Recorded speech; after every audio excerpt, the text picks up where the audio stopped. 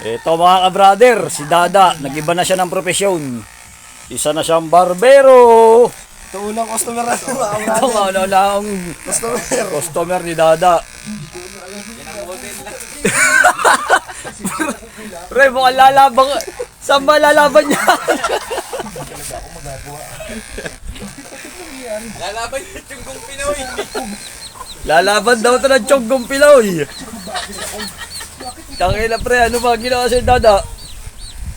Una, umpisa pa lang eh. Mamaya makikita. Mas bumata. Makikita ko una yan. Iya. Burnout daw. Yan. Puto, pwede ka pala maggupit talaga eh, dili.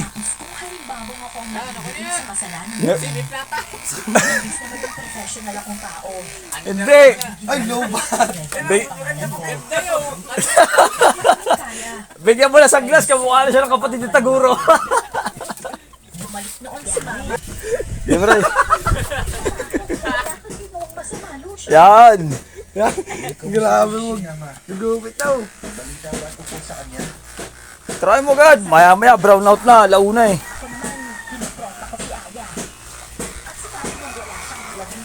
Talas na. Balos. Pagbiron mo, kaya kong bumubusin oh. Itong ano ng customer ni Dada. Wala mga brother, tingnan yung finished product na rin. Ako. Tapos. Uy na. Okay na ba rin? Ang bubuti niya. Kaba no? Yeah, bro, still na. Didi kong na abuti kay. Ayun yun na.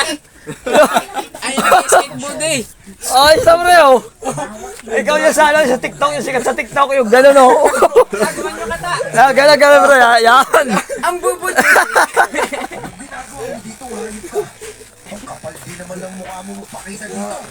Si Balot na daw. Bago, pupuyod.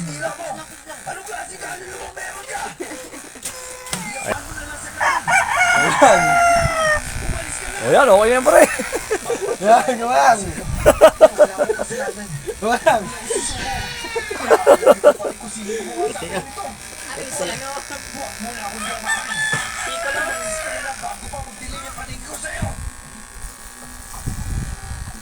Kung naman ako kumain ng Nas ng tibo sa labi. Umuwi ako noon na kaming puno ng